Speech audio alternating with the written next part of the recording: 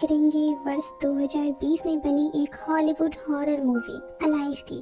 Movie की शुरुआत होती है और हमें एक लड़के जून वू को दिखाया जाता है। सुबह के 10 बज रहे होते हैं और वो सोकर जगता है। फ्रेश होकर जैसे ही वो अपने कमरे में जा रहा होता है, उसे टेबल पर एक नोट मिलता है जो उसकी माँ ने उसके लिए लिखा था। उसमें लिखा था कि मैं किसी काम से बाहर जा रही हूँ, घर में राशन खत्म हो गया है, तुम जाकर मार्केट से ले आना। वो अपनी माँ की बात को इग्नोर करके अपने रूम में चला जाता है और गेम खेलने लगता है। दरअसल जोंग वो गेम लवर होता है, खासकर पबजी गेम का उसे काफी क्रेज होता है। तभी टीवी में न्यूज आता है कि सियोल शहर में एक वायरस फैल गया है। लोगों का स्वभाव बहुत ही अजीब हो गया है और वो बहुत ही बुरा बर्ताव कर रहे हैं। वो एक दूसरे को ही मार रहे हैं। ये सुनते ही जूनवू अपने अपार्टमेंट से बाहर देखता है। वो देखता है कि हर तरफ अफरा तफरी मची हुई है और तभी वो देखता है कि एक माँ जो भीड़ में अपनी बेटी को ढूंढ रही होती है, तभी उसकी बेटी उसे मिल जाती है और वो जैसे ही अपनी बेटी को गले से लगाती है, उसकी बेटी उस पर अटैक कर देती है और उसे खाने लगती है। ये देखकर जूनवू काफी डर जाता है। तभी हमें पता चलता है कि इस शहर में जो वायरस फैला है वो ज़ॉम्बी वायरस है। तभी जूनवू को अपने कमरे के बाहर से कुछ अजीब सी आवाजें आती है और जैसे ही वो दरवाजा खोलता है, उसके पड़ोस का एक लड़का उसके घर में जबरदस्ती घुस आता है और कहता है कि बाहर कुछ अजीब सा हो रहा है, तुम मुझे 1 घंटे के लिए यहाँ रहने दो, मैं फिर वापस चला जाऊंगा। इस पर जूनवू उसे बाहर निकलने को कहता है, लेकिन वो लड़का फिर भी नहीं मानता और कहता है कि क्या मैं तुम्हारा बाथरूम यूज कर सकता हूँ। जूनवू कहता है ठीक है। जैसे ही वो लड़का बाथरूम यूज करने जाता है, टीवी पर जूनवू एक न्यूज सुनता है जिसमें एक नॉर्मल आदमी का ज़ॉम्बी में बदलने के लक्षण बताए जाते हैं। अब जूनवू एक बड़ा सा नाइफ निकालता है और वो देखता है कि उसका पड़ोसी ज़ॉम्बी में कन्वर्ट हो गया है, लेकिन किसी तरह जूनवू उसे अपने फ्लैट से बाहर निकाल देता है। अब जूनवू को उसकी माँ का मैसेज आता है। वो कहती है कि तुम अपना ध्यान रखना और किसी के लिए भी दरवाजा मत खोलना और टीवी में जैसा बताया जा रहा है वैसा ही करना। अब जूनवू ड्रोन की मदद से अपने आसपास की स्थिति को देखने की कोशिश करता है और वो देखता है कि वहाँ पर बहुत सारे ज़ॉम्बीज हैं जो बिल्डिंग के बाहर घूम रहे हैं। तभी उसके फोन की बैटरी डेड हो जाती है और अब उसका इंटरनेट कनेक्शन भी खत्म हो चुका है।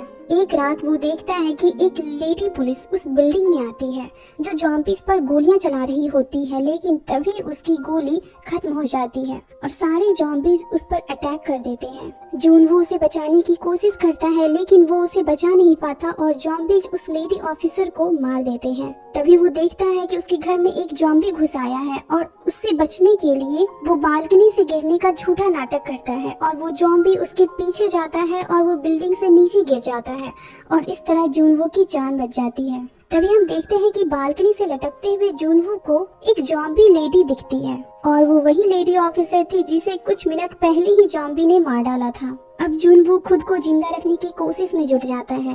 वो दरवाजे को अच्छी तरह से सील करता है, बालकनी के विंडो को कलरफुल प्लास्टिक से कवर कर देता है और वो लगातार सोशल मीडिया पर मैसेज पोस्ट करता है। वो बार बार खिड़की से बाहर देखता है, लेकिन हर तरफ उसे ज़ॉम्बीज ही नजर आते हैं और उसे यहाँ से बाहर निकलने का रास्ता कहीं नहीं मिलता। एक दिन जूनवू काफी ड्रिंक कर लेता है और उसे हैलुसिनेशन होने लगता है कि उसके पेरेंट्स घर आ गए हैं और वो अपनी माँ से गले रखकर बहुत रोता है।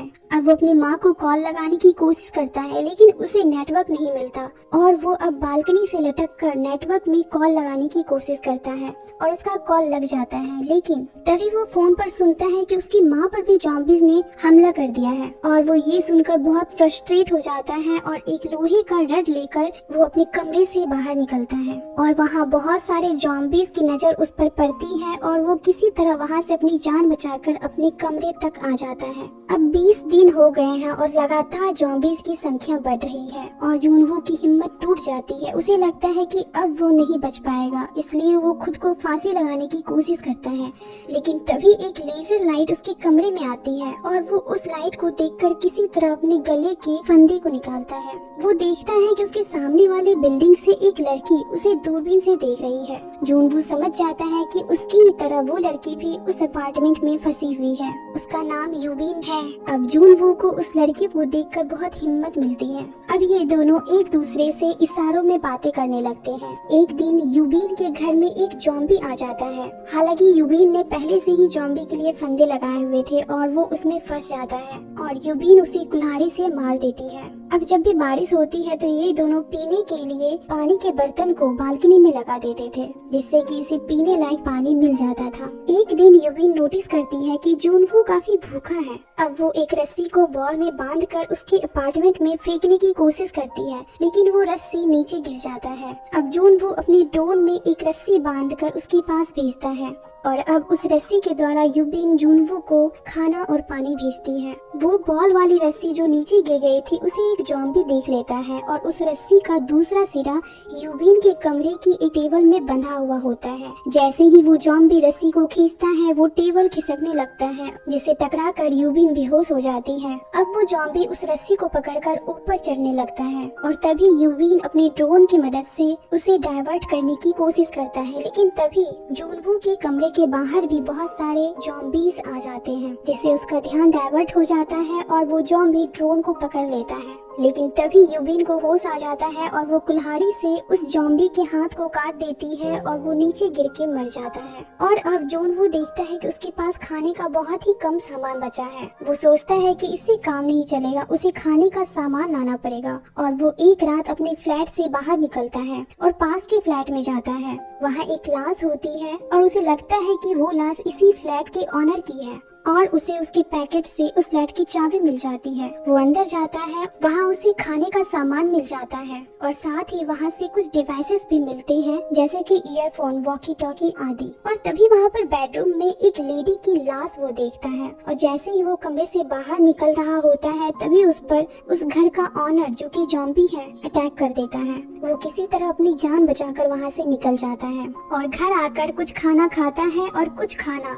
यूबीन को भेज देता है। अब ये दोनों एक दूसरे से बहुत दिनों तक वॉकी टॉकी से बातें करते हैं। एक दिन ये दोनों वॉकी टॉकी से बात कर रहे होते हैं, तभी इन्हें लगता है कि बारिश हो रही है, लेकिन वो बारिश नहीं बल्कि बहुत सारे ज़ॉम्बीज के चलने की आवाज होती है जो यूबीन के फ्लैट की तरफ आ रहे होते हैं। यूबीन बहुत डर जाती है। तभी जूनवू उसके बगल वाले फ्लैट में लैंडलाइन पर कॉल करता है, जिससे वो ज़ॉम्बीज डाइवर्ट होकर उधर जाने लगते हैं और यूबीन की जान बच जाती है। अब ये दोनों सोचते हैं कि हम कब तक अपनी मौत का इंतजार करेंगे, हमें अपनी जान खुद ही बचानी होगी और ये दोनों यहाँ से निकलने की तैयारी करते हैं। यूबीन जूनवू को कहती है कि तुम्हारे फ्लैट के ऊपर जो 8वां फ्लैट है वो आखिरी फ्लैट है और इसमें कोई भी ज़ॉम्बी नहीं है, हम वहाँ से निकलने का रास्ता ढूंढ सकते हैं। अब जूनवू कहता है कि मैं नीचे आता हूँ, लेकिन जूनवू के आने से पहले ही यूबीन रस्सी के सहारे ऊपर से नीचे आ जाती है और ज़ॉम्बी से लड़ने लगती है। तभी एक ज़ॉम्बी उस पर अटैक कर देता है और हम देखते हैं कि जूनवू वहाँ आ जाता है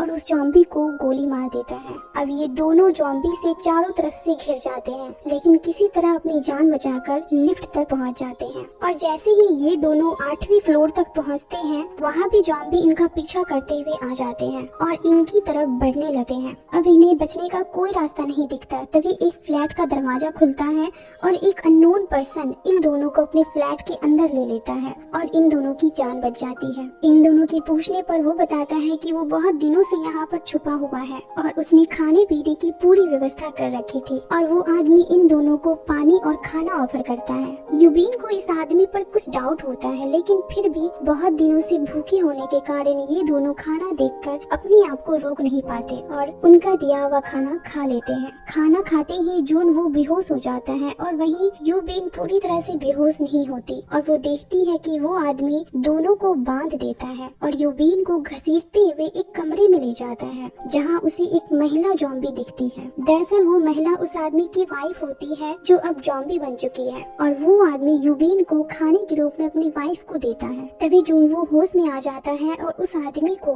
गन पॉइंट पर ले लेता है और वहीं दूसरी तरफ हम देखते हैं कि यूबीन उसकी वाइफ के मुंह पर कपड़ा डाल देती है और उसे उसी आदमी पर छोड़ देती है और वो लेडी अपने हस्बैंड को ही खाने लगती है। अब यूबीन ना चाहते हुए भी उन्हें मार देती है। गोलियों की आवाज सुनकर बहुत सारे ज़ॉम्बीज उस फ्लैट की ओर आने लगे हैं। अब यूबीन जूनवू से कहती है कि मैं नहीं चाहती कि मुझे ज़ॉम्बी जिंदा नोच कर खा जाए, इसलिए तुम मुझे शूट कर दो। ये कहकर वो उसे गन देती है। जूनवू, जो कि काफी कंफ्यूज है, वो समझ नहीं पा रहा है कि वो क्या करे। अब वो ना चाहते हुए भी यूबीन पर गन पॉइंट कर देता है, लेकिन तभी उन्हें हेलीकॉप्टर की आवाज आती है और वो खिड़की से बाहर देखते हैं तो उन्हें कुछ हेलीकॉप्टर दिखाई देते हैं और अब ये दोनों बहुत खुश हो जाते हैं। ये ये दोनों जॉम्बीज का डटकर सामना करते हुए किसी तरह छत तक पहुंच जाते हैं, लेकिन छत पर जाने के बाद इन्हें वहां कोई हेलीकॉप्टर नहीं दिखता।